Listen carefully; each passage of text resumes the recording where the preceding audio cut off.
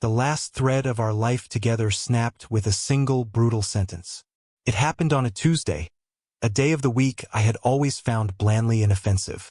Clara stood by the front door, a ridiculously expensive suitcase at her feet, the kind I knew we couldn't afford on my project manager salary. She was dressed for a flight, her makeup perfect, a scent of sharp, ambitious perfume filling our small hallway. She had announced a last-minute work conference in Miami the night before, a detail that had settled like a cold stone in my gut. I had spent the night staring at the ceiling, listening to the quiet hum of the refrigerator, the only other sound in a house suddenly devoid of warmth. I finally asked the question that had been tormenting me. Who is the conference with, Clara? You never mentioned a new client in the Southeast. My voice was level, betraying none of the acid churning in my stomach. Every dollar was accounted for, and this was a $5,000 hole she was about to blow in our savings. The savings I was meticulously building for the down payment on a house. Our house. That was when she broke. The mask of civility fell away, replaced by a snarl of pure, unadulterated contempt. Oh my God, are you my accountant or my husband? Stop acting like we're married. You don't get a say in where I go. The words hung in the air, sharp and glittering with malice. Stop acting like we're married.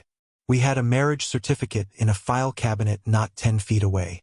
We had shared a bed for 6 years. I had held her when her father died. I had made her soup when she had the flu. We were, by every legal and emotional definition, married. But in that moment, she severed it. She declared it a performance, an act, and my role in it was over. She didn't see the impact.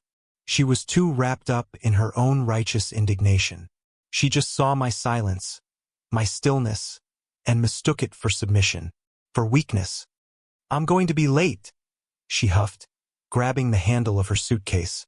We'll talk about your control issues when I get back. Try not to reorganize the spice rack out of boredom while I'm gone. The door clicked shut behind her. I stood there in the hallway, the echo of her words bouncing off the walls of the life I thought we were building. The hurt was immense, a physical pressure behind my ribs, but something else was rising through it. Cold, quiet clarity. She was right about one thing. We would talk when she got back. But it wouldn't be about my control issues. It would be about the dissolution of our marriage. The act was over. The real work was about to begin. I didn't move for a long time. I just stood there, tracing the patterns on the hardwood floor with my eyes. The floor I had sanded and refinished myself 2 summers ago while she was on a girls' trip to Napa. I had done it as a surprise for her. She had come home, glanced at it and said, "Oh, nice," before talking about the amazing wine portfolio of some tech billionaire she had met. Every corner of that apartment held a memory of my effort, my devotion, and her casual dismissal of it. The pain was a living thing, but it wasn't making me want to scream or break things. It was focusing me. It was chilling the blood in my veins until it felt like ice water. I walked into my small home office, a room she called my hobbit hole, and sat down at the heavy oak desk. I pulled out my phone. I didn't look at pictures of us. I didn't read old messages. I scrolled through my contacts until I found the name I needed. David Chun. David and I had been roommates in college. He was the driven, ferociously intelligent one who went to law school while I pursued a quiet life in business management. We had remained close, a bond forged in late-night study sessions and cheap pizza. He was now a partner at a top-tier law firm in the city, specializing in corporate litigation but with a notoriously sharp family law division. He answered on the second ring. "Mark, to what do I owe the pleasure? Don't tell me you need another lecture on why your long-term growth portfolio is too conservative." "I need a lawyer, David," I said. My voice was flat, devoid of emotion. I was a machine reporting a system failure. There was a pause on the other end. The joking tone vanished from his voice, replaced by the calm, analytical precision that made him such a formidable attorney. "Talk to me." "Clara's having an affair," I said. "She just left for a trip to Miami with him. She told me to stop acting like we're married." I heard the soft click of a door closing on his end. He was in his office ensuring privacy. Okay, Mark. First thing, do not contact her. Do not text her. Do not call her. Do not send an angry email. Do you understand? Total radio silence. I understand, I said. It was the easiest instruction I had ever been given. I had nothing left to say to her. Second, she believes you are a mid-level project manager at a regional construction firm, correct? With an annual salary of around $95,000. That is correct, I confirmed. And your total net worth through Ethelred Holdings is currently what? North of 100 million. 127, as of the last quarterly report, I said, my eyes drifting to the framed photo of a smiling Clara on my desk. It was from our honeymoon. She looked so happy. I wondered if she was happy with my money or with me. I now had my answer. Good, David said, a hint of steel in his voice. She grossly underestimates you. This is our single greatest advantage. She thinks she's cheating on a man who can barely afford a new sedan. She has no idea she's cheating on the man who owns the bank. The life I had built was a deliberate choice. After I sold my first software company in my late 20s, I found myself adrift. The money was overwhelming, the lifestyle that came with it hollow and performative. I saw how people changed around me, how every relationship became transactional. So I created a new identity. I founded Ethelred Holdings as a blind trust, a quiet investment firm managed by a discreet team David helped me vet. I took a normal job, a real job with real responsibilities to keep myself grounded. I wanted to build a life based on something real, not on the gravitational pull of wealth. I wanted a partner who loved Mark the man, not Mark the walking portfolio. For 6 years, I thought Clara was that person. What's the plan? I asked David. The plan is methodical patience, he replied. You are going to be the calm, wounded husband. You are going to let her dig her own grave. We will gather evidence. We will protect your assets. We will prepare the paperwork. And when the time is right, we will not just win. We will achieve total victory. But you have to follow my instructions to the letter. I will, I said, and a strange sense of peace settled over me. The emotional storm had passed, leaving behind a cold, clear landscape. I knew the path forward. It would be difficult and it would be painful, but it would be final. First step, David said. I'm hiring a private investigator, a discreet one. I want photos, videos, receipts. I want to know the name of the man she's with. I want to know everything. The bill will be routed through my firm. You will not do any snooping on your own. You will continue to go to your job. You will continue to live your life. When she calls or texts, you will be polite but brief. You are busy with work, or not feeling well, you are a gray rock. Understood. Understood, I said. I picked up the framed photo of Clara, opened the drawer of my desk, and placed it inside, face down. The first step was already complete. The next few days were an exercise in brutal self-control. I went to my job at the construction firm, sitting in meetings about material costs and project timelines, my mind 1,000 miles away. I was a phantom, moving through the motions of my old life while my real focus was on the new one being built in the shadows. My coworkers asked if I was feeling all right. I told them I was fighting off a cold. They accepted it. People rarely look past the simplest explanation. Clara texted me the first night. Landed safely. Conference center is amazing. XO. I stared at the message for a full 5 minutes before typing back, glad you arrived safely. I did not add an X or an O. The next day, a single text, hope you're okay. You seem distant. I let that one sit for 3 hours before replying, just swamped with the new quarterly reports. Talk later. David's investigator, a former police detective named Frank, was ruthlessly efficient. By the second day, I had a name, Julian Croft. A quick search revealed he was a senior vice president at Vantage Corp, a private equity firm known for its aggressive tactics and lavish corporate culture. He was exactly the type of man Clara fawned over at dinner parties. All polished charisma, expensive watch, and empty ambition. He was her upgrade. On the third day, The first report from Frank arrived in a password-protected email sent to an address David had created for me. Contained photographs. Clara and Julian, laughing by the pool at the Biltmore. Clara and Julian, holding hands across a candlelit dinner table.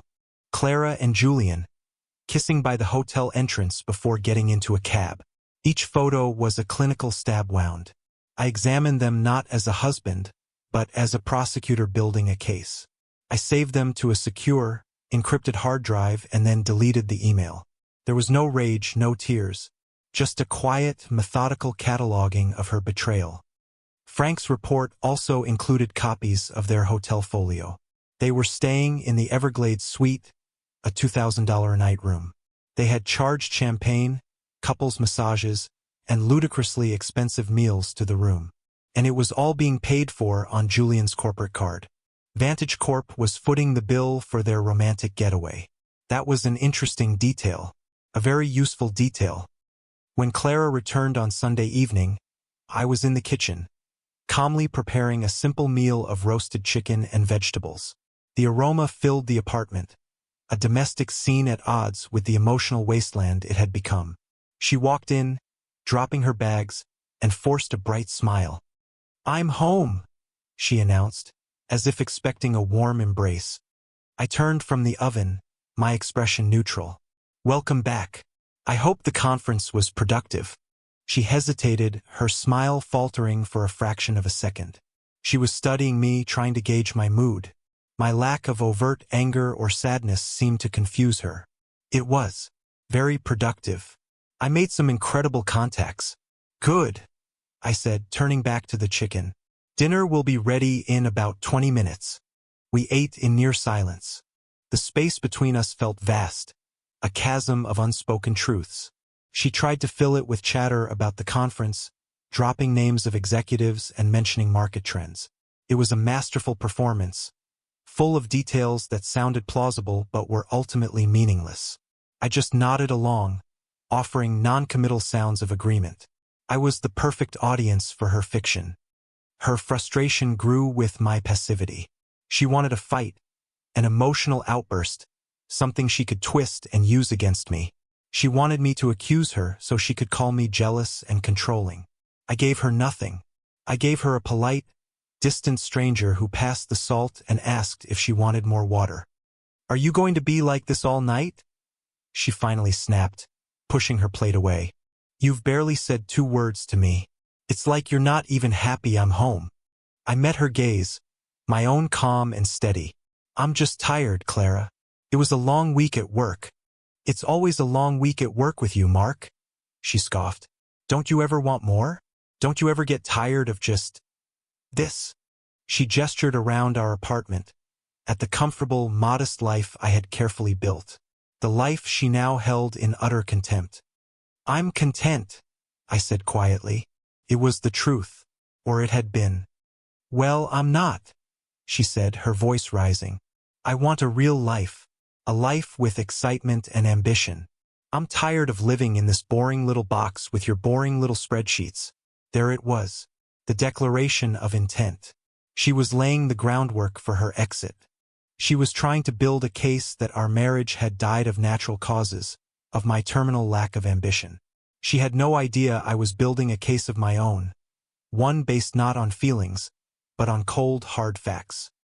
"I'm sorry you feel that way," I said, and then I stood up, took my plate to the sink, and went into my office, closing the door behind me.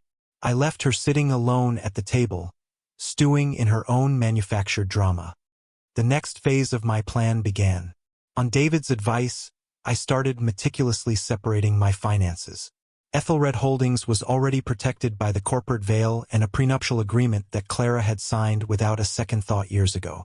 She'd laughed at the time, calling it adorable, that I wanted to protect my little construction salary. Her lawyer, a friend of her mother's, had glanced at it for 5 minutes and told her it was standard. They never imagined it was designed to protect a 9-figure fortune. My focus was on our shared assets, which were laughably small in comparison but had to be handled with surgical precision.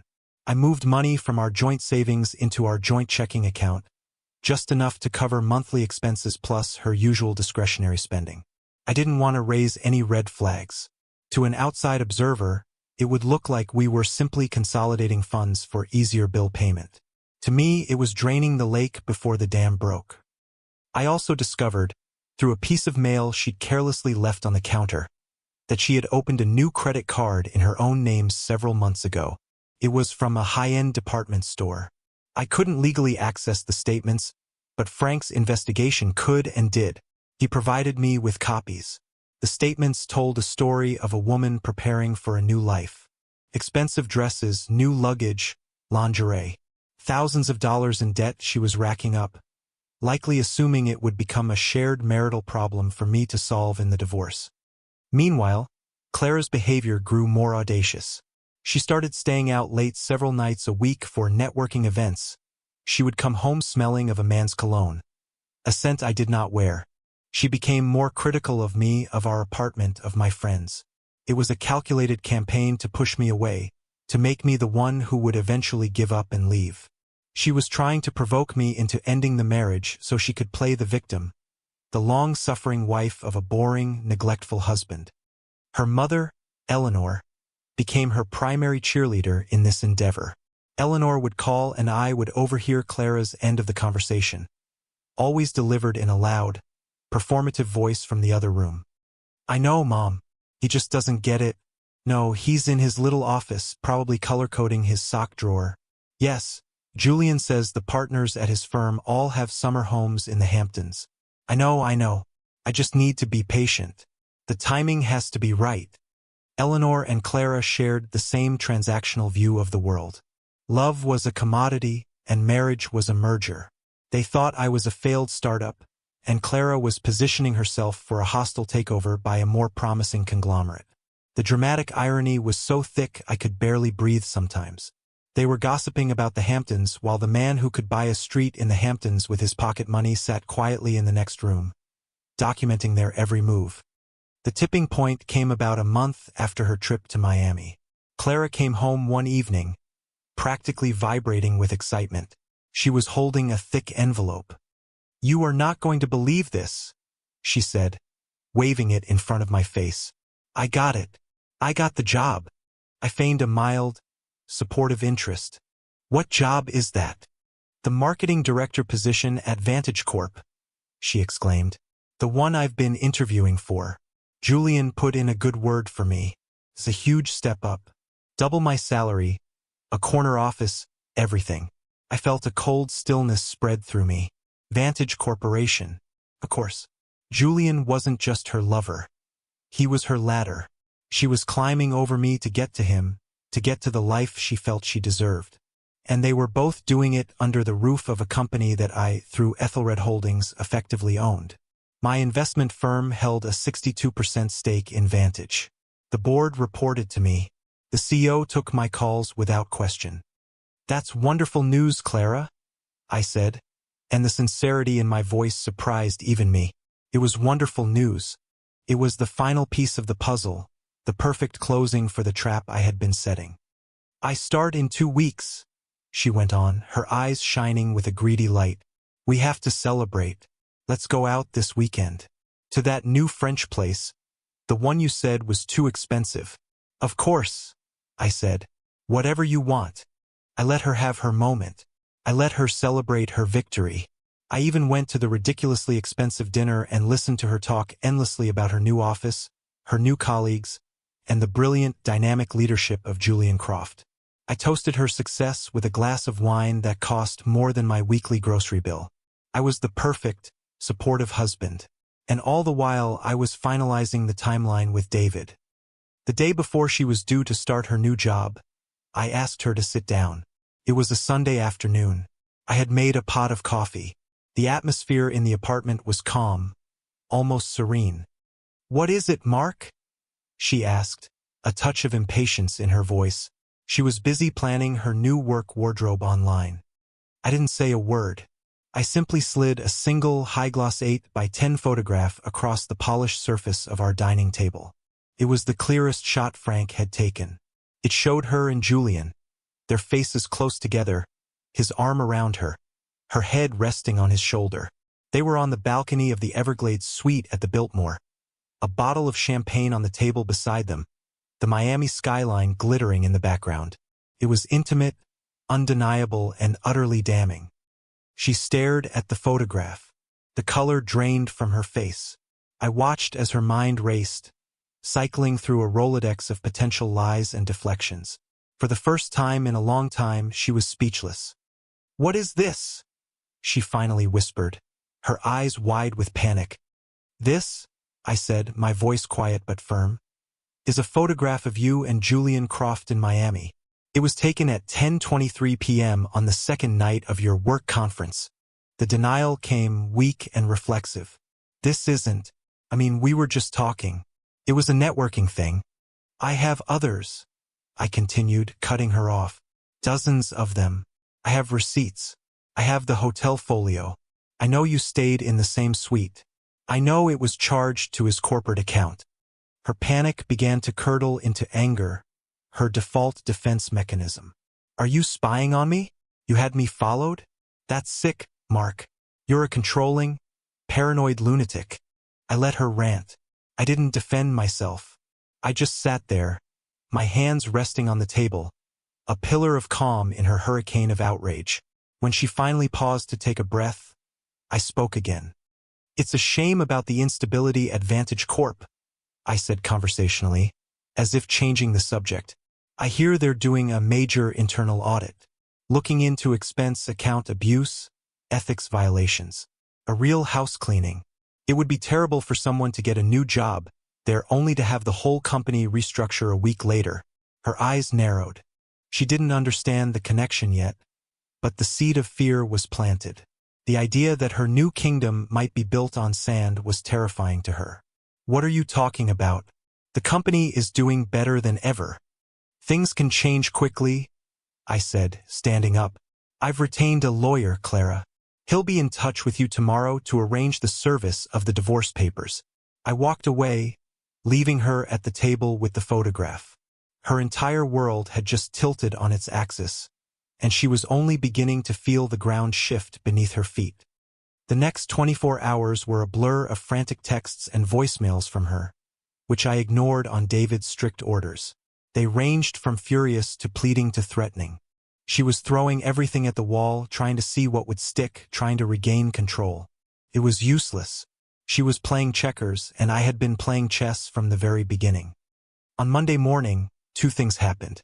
First, a process server delivered the divorce petition to our apartment. Second, an anonymous and very detailed report, complete with copies of receipts and photographs, was delivered to the chairman of the board and the head of human resources at Vantage Corporation. The report outlined a clear case of a senior executive defrauding the company to finance an extramarital affair. By noon, Julian Croft had been called into an emergency meeting with the board. By 3 o'clock, he was escorted out of the building by security, fired for gross misconduct and breach of the company's ethics policy. His lucrative severance package was voided. Clara's high-profile job offer was officially rescinded via a curt email, citing the company's new restructuring and hiring freeze. Her entire future, the one she had been so proudly building, had been demolished in the space of a few hours. She came home that evening a completely different person. The arrogant, confident woman was gone, replaced by a hollow-eyed, desperate stranger. She found me in the living room, packing a box with my books. "You did this?" she whispered, her voice trembling. "You ruined everything." "No, Clara," I said, not looking up from my task. "You did. You made choices. These are the consequences. My job is gone. Julian was fired. This isn't a coincidence." "No," I agreed. "It isn't." Then the tears came, great, heaving sobs of self-pity. She fell to her knees, a dramatic gesture straight out of a soap opera. "Mark, please. I made a mistake. Terrible, stupid mistake. I was unhappy and I was weak. But we can fix this. We can go to counseling. Please don't throw away our marriage like this." It was a stunning performance. For a moment, I almost felt a flicker of the old affection, a ghost of the man who would have done anything to soothe her tears. But it was gone as quickly as it came, burned away by the cold reality of her actions. She wasn't sorry for the betrayal. She was sorry she had been caught. She was sorry her escape plan had failed. I stopped packing and finally looked at her, truly looked at her. I saw the calculation behind the tears, the desperate grasping for a safety net she had already set on fire. "No," I said, my voice flat and final. "We can't fix this. There is nothing left to fix. You ended our marriage in the hallway, remember? You told me to stop acting like we were married. I'm simply honoring your request." I picked up my box of books and walked past her, out the door of the apartment we had once shared. I did not look back. The final act took place 2 weeks later in the sterile, wood-paneled conference room of David's law firm. It was a formal mediation session. I sat on one side of the vast mahogany table with David. On the other side sat Clara, her mother Eleanor, and a flashy, overconfident lawyer named Mr. Bishop, who looked like he belonged in a television commercial. Clara had regained some of her composure. She was dressed in a severe black suit, her face a mask of wounded dignity. Eleanor sat beside her, glaring at me as if I were a common criminal. They had come prepared for a fight. They believed they were negotiating the division of a modest, middle-class life. Clara's lawyer had filed a response demanding half of all assets, the apartment, and significant alimony, citing my emotional cruelty and controlling behavior as the cause of the breakdown. The mediation began. Mr. Bishop spoke first, his voice booming with rehearsed indignation. He painted a picture of Clara as a devoted wife whose ambition was stifled by a jealous, insecure husband. He spoke of her pain, her suffering, and her right to be compensated for the years she had wasted supporting my stagnant career. I remained silent, watching Clara. She nodded along with her lawyer's fiction, a flicker of her old arrogance returning. She believed this narrative. She thought she held the moral high ground. When Mr. Bishop finished, David cleared his throat softly. He didn't raise his voice. He didn't engage in theatrics. He simply opened a thick leather-bound portfolio. "Thank you, Mr. Bishop," he said politely. "Before we address the unsubstantiated claims regarding my client's character, let's first clarify the financial picture. You've based your demands on Mr. Evans's stated income from his position at Sterling Construction, which is approximately $95,000 per year."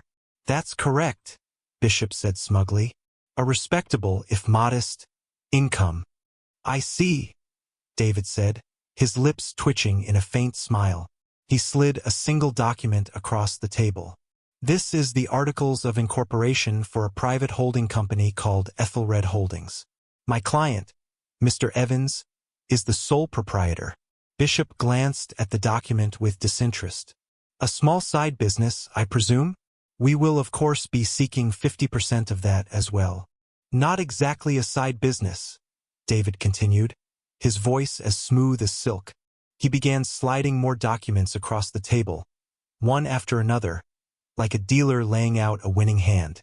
"Ethelred Holdings currently manages an asset portfolio valued at $127 million. This includes commercial real estate in 3 states, a venture capital fund for tech startups, and a controlling 62% stake in a private equity firm called Vantage Corporation." Silence. The air in the room seemed to crystallize. Mr. Bishop froze, his hand hovering over the papers. Eleanor's jaw dropped, a comical expression of shock on her face. But my eyes were on Clara. Her face was a canvas of cascading emotions. First, blank confusion. Then, a slow, dawning comprehension. Her eyes darted from the papers to my face and back again. The color drained from her cheeks, leaving behind a sickly, pale sheen. The confidence, the indignation, the self-righteous anger. It all evaporated in an instant, replaced by a raw, gaping horror. She looked at me as if she had never seen me before. In a way she hadn't. That's not possible," she stammered, looking at her lawyer for help. But Mr. Bishop was staring at the documents, his own smug expression having been replaced by one of profound shock and professional embarrassment. He had walked into a gunfight armed with a water pistol. "Oh, it's quite possible," David said calmly. And it's all protected. As you'll see from this next document, he slid the prenuptial agreement to the center of the table.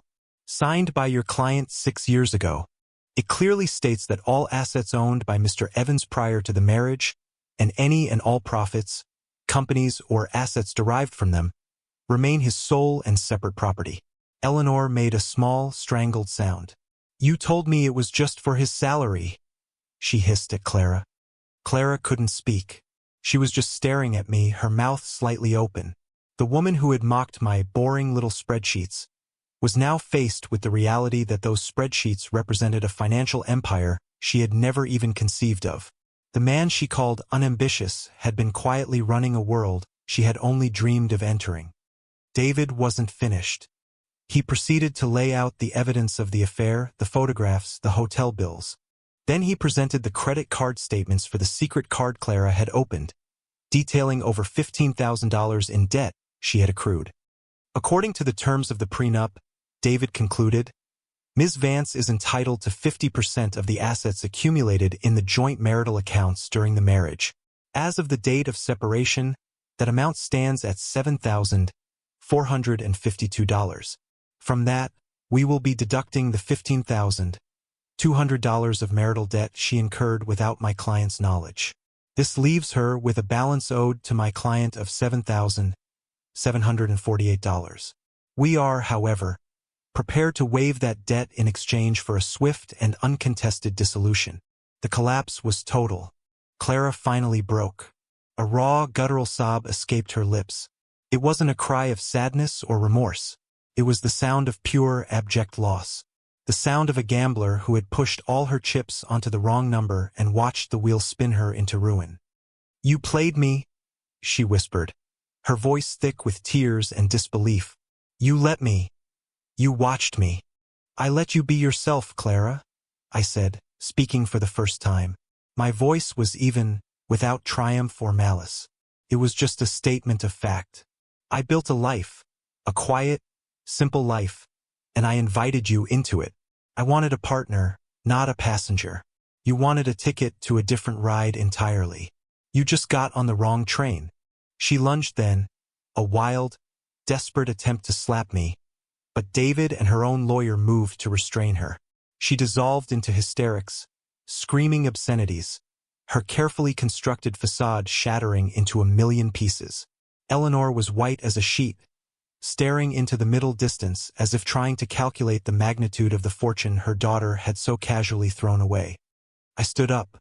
My part in this was over. I nodded once to David. He would handle the final paperwork. I turned and walked toward the door, the sounds of Clara's breakdown fading behind me. I didn't feel joy.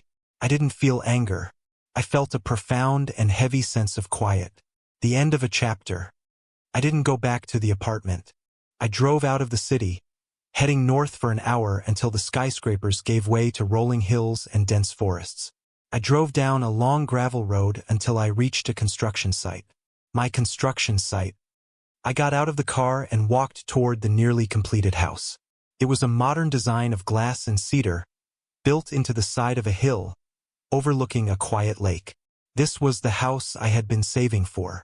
I had told Clara it was a long-term dream, something for our distant future. The truth was, I had bought the land years ago and construction had been underway for 6 months. It was never for us. It was always for me. It was my escape hatch, my fortress of solitude, the place where my real life was waiting. I walked through the unfinished rooms, the air smelling of fresh-cut wood and paint. I stepped out onto the wide deck that wrapped around the back of the house. The sun was setting, casting a golden light over the placid water. I stood there for a long time, breathing in the clean, cool air. I felt the tension that had been coiled in my shoulders for the past year finally begin to unwind. The world Clara craved, the world of status, wealth, and appearances, was a world I had willingly left behind. I had wanted something real, something built on a foundation of trust and mutual respect, not mutual ambition. She had shown me, in the cruelest way possible, that we valued fundamentally different things. A marriage isn't just a partnership, it's an alignment of values. And when those values diverge so completely, The structure is doomed to collapse. I hadn't set a trap for her. I had simply built my life on solid ground, and she had chosen to build hers on sand. The tide had come in. It was as simple and as devastating as that.